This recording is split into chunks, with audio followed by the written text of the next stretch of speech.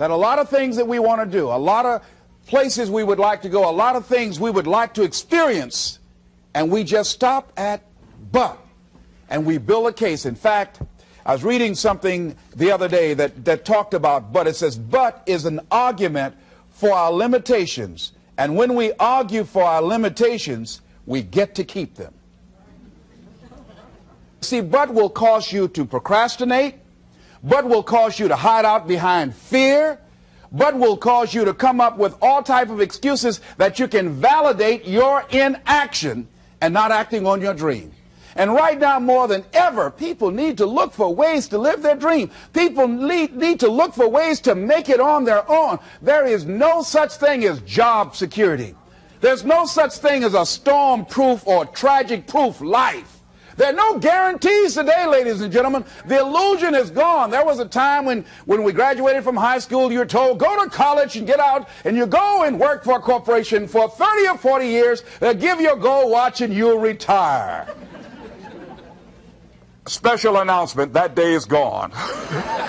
That day is gone, never to return again. So instead of people living in fear, feeling stressed out, feeling powerless, feeling like victims, I think it should be a time that we need to begin to look at ways that we can become an active force in our own lives. Look at ways when we can decide to take charge of our own destiny. Look at ways when we can decide to design a life of substance and begin to truly live our dreams. And it's time for people to decide, I'm ready to get on with my life. Shake somebody's hand on your right and left. A guy named Bob May said, don't let nobody turn you around. Do that right quick. Now, you know, a lot of people say, I'm going to live my life one day when things get right. When I get all my bills paid. When I get my feet on the ground. I say, what have you been walking on? See, there are no problem-free moments. A guy named Dimples had a record one time called, If It Ain't One Thing, It's Another. And I say, if it ain't one thing, it's 12 others. Always something there to build a case on why you can't move on, why you can't grow to the next level, why you can't begin to manifest your greatness, why you can't begin to live life on your terms. Always something there to block you, to keep you where you are, and keep you from beginning to develop your true greatness. Always some fear. How do we handle it? And I'm saying that if you've been hiding out behind but, if you've been using the fact that you don't have enough money or you don't have the education, take it head on. Go get the education. I was saying to a guy the other day who was saying, I said, how old are you? He says, 47 years old. I said, your sister tell me that you can't read. He said, that's right. I said, why? Well, you know, I didn't go to school. I said, excuse me, how old are you? I'm 47. 47? Yes. And you can't read or write? Yes. Have you ever heard of adult school, adult education?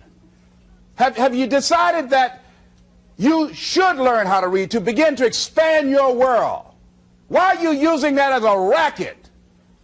Why don't you decide now that you're going to expand your world, that if other people can learn, you could learn too? Well, it's hard for me. Have you been and sit in a class yet? Have you signed up yet? No, I haven't. See, a lot of people say no, ladies and gentlemen, to things, and they don't even know what they're saying no to. They haven't even challenged themselves. He hasn't even gone to sit into a class and say, teach me how to read. Instead, it's been easier for him to go through life, he thinks, trying to play a whole con game, pretending he knows how to do something that he doesn't know how to do. And you know what? Most of us go through life like that. Most of us go through life pretending that we're satisfied where we are, pretending that everything is okay, pretending that we don't have any special goals or ambitions or desires, when really deep down inside we do really want more. But if you look at our behavior, if you judge based upon what we do, that really will tell you some true stories about people, because you have to judge a tree by the fruit it bears, not the fruit that it talks about. See, a lot of people pretend that they want more out of life, but all you have to do is watch their actions. That will tell you something. So I used to pretend that I wanted to lose weight, but how could you tell I was pretending? Watch me when I have a piece of sweet potato pie. Let me get within walking distance of some peanuts, some potato chips. See, I was pretending that I really wanted to lose weight. No, you just watch what I eat. I tell you what I'm seriously committed to. People tell you, oh yeah, one day I want to have a restaurant. See, they're pretending they want to go into business for themselves. They're not serious. How can you tell, Les? Watch their actions. Watch what they're doing. The proof is in the pudding. So if you want to do something, if you thought about something you want to do, take it head on. Decide that you're going to start looking at it, start doing research on it, start tackling it, start becoming involved in whatever and wherever it might lead you to begin to explore the possibilities in that particular thing that you're seeking so that you can begin to learn all you can about it. Decide that you're going to face it, that whatever shortcomings you have, that you're going to strengthen yourself there. Whatever training that's required, that you're going to go get that training, that you're going to get started right now. And George Washington Carver would say, do what you can, where you are with what you have, and never be satisfied. S.B. Fuller used to say, and you heard Joe Dudley talk about, always strive to be more than that which you are. Yeah, don't get satisfied with yourself. Always know that wherever you are, you can enjoy more, that you deserve more. But most people, you know what they do? Most people go through life quietly and safely, tiptoeing to an early grave. Find out what it is you want, and go after it as if your life depends on it. Why? Because it does. People that have found their passion, people that found the things that they love, people that have found the things that they can pour their lives into, those people live longer. I was in New York and I had to do a seminar at a special church, and a guy by the name of Reverend Johnny Youngblood. And I said, how is it that you were able to build this big housing facility and got all of the various community and religious groups together to have this dwelling for 2,000 residents that were once homeless? How were you able to take on this responsibility? Wasn't it overwhelming? He said, the kind of work I do, he said, it's in me. I've got to live what's in me. And I think that's everybody's desire in life. You've got to live what's in you. Life is just too short and unpredictable. But what do we say? But there'll always be tomorrow. Oh, no. There's no guarantees you're going to show up tomorrow. There are a lot of people who were here yesterday that they're not here today. There are a lot of opportunities that were around yesterday. They're not here today. Oh, you can wait, but you know what Abraham Lincoln said? Well, good things might come to those who wait, but only the things that have been left over by those who hustle. So who want to go through life picking up leftovers? You deserve much more than that. The leftovers is somebody has left you. So take it head on, begin to explore it. Here's something else. Decide to do it now. Decide whatever you want to do, that you are now going to become actively involved right now, exploring the possibilities for you. That you're going to look at it and do just a little bit of it right now. When I decided to become a speaker, I didn't just quit my job and just ran out and say, I'm a motivational speaker. No. What I did was I decided to start looking at other people that were involved in the speaking profession. I volunteered to work with some speakers so that I could learn. Whatever you want to do, get your feet wet. Gain some experience doing some volunteer work in the area and find out whether or not this thing you want to do will fit for you. A friend of mine told me he wanted to have a restaurant. I said, have you ever operated a restaurant before? He said, no. I said, well, really, you don't even know if you want one. I said, what's your expertise? What do you bring to the table? He said, I can cook real good. I said, well, what about the management side? What about the business part of the restaurant? You're not going to be cooking all the time. Somebody's got to receive the money. Who's going to manage the personnel? He said, you got it right. You got a point there. So this guy got a job in a restaurant in the evening time on a part-time basis. After doing that for a while, he said, you know what? I think I just want to be a chef. He said, after working there, people didn't show up to work. He said, it's hard to find the help. People weren't responsible. The headaches, the guests were just giving him problems day in and day out. They weren't ever satisfied. He said, no, I just think I'll stick to cooking. See, you got to find out what fits for you. Because you might decide that after you go up in there and examine it and experience it and get some experience under your belt on it, well, you say, this is really not what I want. This does not fit for me.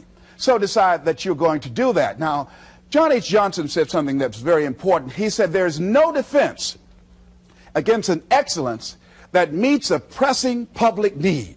See, whatever you decide to do, look at it and find out what is it that I have that I could bring to the table. that can begin to enable me to ensure that I could be successful in this. Where is the opening for you? There's room for you out here. Out here in the arena called life, there's room for you to come out and live your dream. Don't allow but to keep you in the corner or keep you up in the bleachers looking at life, being a spectator, not being a participant, making a difference in life. I believe that all of us came here with something. All of us showed up to give something, and that nobody's going to give that service that you have to give. No one's going to produce your product. No one's going to write your book. No one's going to open your academy. No one's going to begin to create your daycare with a special curriculum to help to cultivate the high self-esteem in our children. That's your idea. And if you don't bring your idea out here, when you die, all of us will suffer because we've been deprived of your genius because you allowed but to keep you in the bleachers and not pursuing your greatness. You take it to your grave with you. And that's what most people do. I think that's why the guy said that many people die at age 21 and don't get buried until they're 65. They're walking dead. You can tell them by the way they walk. How they look in the face. When they speak to you. I was giving a speech at this high school, and a lady came after school. She said, "Mr. Brown, I want to talk to you about my son." I said, "What is it?" She said, "He's not motivated."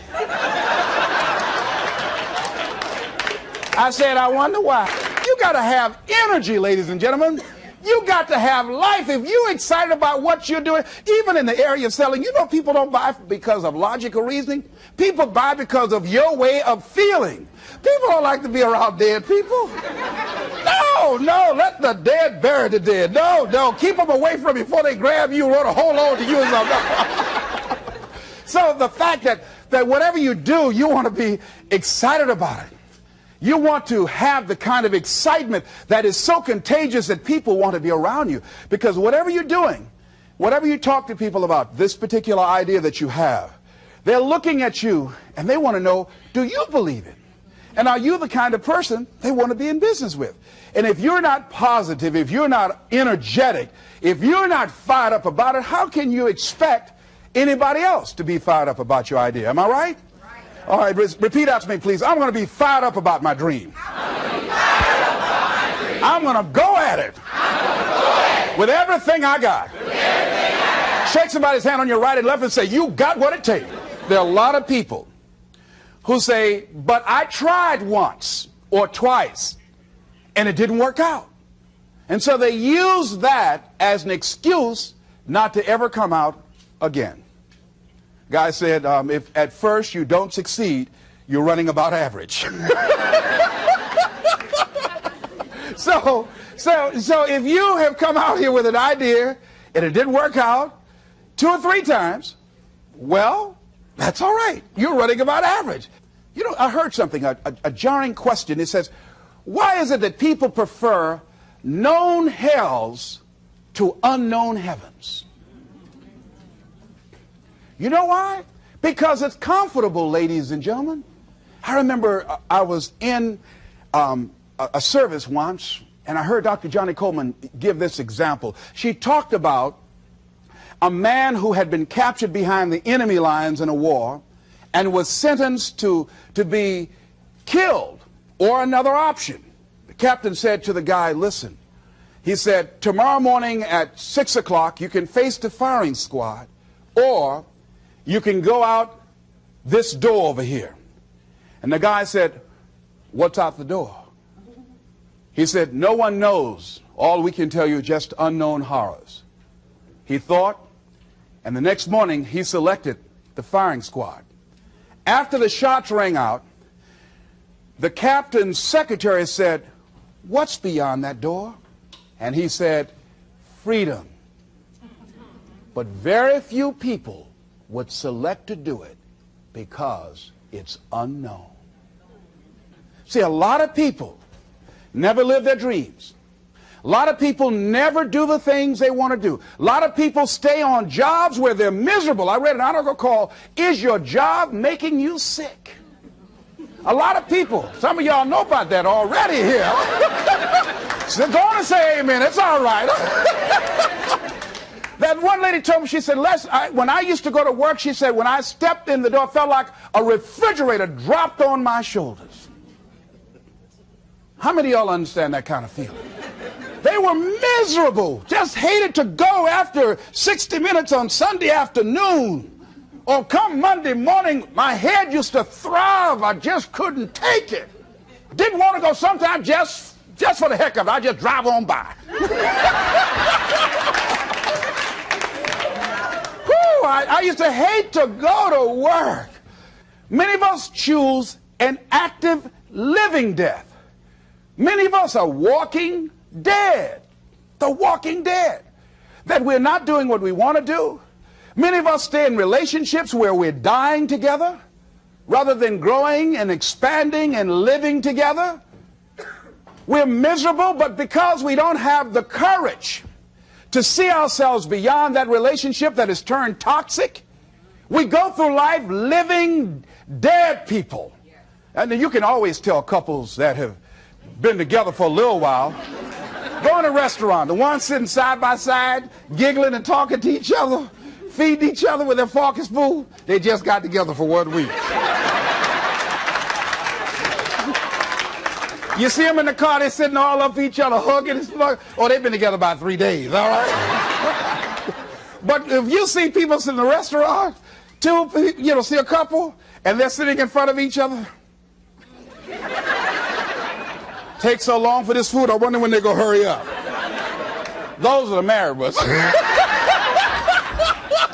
but what if I know people have been married for years, living in 2 separate rooms, sleeping in 2 separate beds? Well, it's cheaper to keep it. Not necessarily. It's according to the price you want to pay. See, the price of peace of mind, the price of living the truth, of being honest with yourself and say, wait a minute, it's got to be more than this. So you've got to decide, wait. Even if things don't work out, even if I experience defeat or failure, that does not make me a failure. It's a difference between failing and being a failure. If things don't work out, if you don't produce the results you want, that's all. But don't confuse who you are with the results that you produce. I used to be a state legislator in Columbus, Ohio. And I remember once I was going to introduce some legislation on the floor, and after getting that legislation passed, a guy came up behind me, and he had some legislation that I opposed him on that. And I was about to stand up to debate this guy, and the guy next to me said, excuse me, don't debate that guy. Why? Do you know who that is? I said, no. That's Will Kosky from Toledo. That's a bad dude. He's a lawyer, Les. That man can debate. I don't care. I'm Les Brown, Mamie Brown's boy.